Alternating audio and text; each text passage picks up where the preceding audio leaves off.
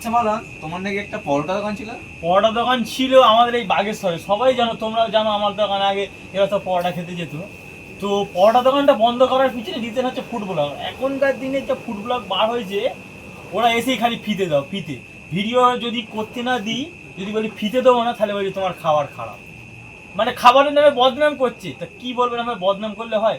আমার দোকানের যা নাম আছে এখানে কারণ নেই, কারণ আমার দোকানে ইন্দিরা গান্ধী এসে খেয়ে গেছে। বাবা, সে তো পরোটা- প্রধানমন্ত্রী ছিল নাকি? প্রধানমন্ত্রী আগেকার দিনে প্রথম প্রধানমন্ত্রী ছিল, বুঝতে পারছেন? সেরা দোকান ছিল।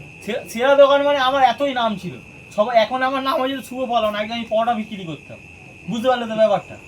আমার দোকানে প্রধানমন্ত্রী থেকে শুরু করে হচ্ছে কি এ খেয়ে গেছে, জওয়াহরলাল নেহরু, চেনো তো? ঠিক আছে, তারপরে খেয়েছে কবি সুভাষচন্দ্র বসু, ঠিক আছে। তাহলে পালন, তুমি তো বড় ফেমাস লোক ছিলে। ফেমাস ছিলাম বলতে তো ছিলাম, বললাম তো, পরোটা আমার এতই সেল হতো। রাজু ভাজি তো দুদিন উঠলো আমার বেলায়, বলছি না, ইন্দিরা গান্ধী এসে পরোটা খেয়ে গেছে আমার দোকানে।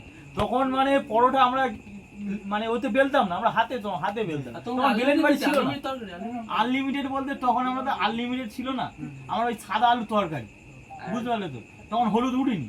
আর পরোটা তেলে না জলে ভাজা?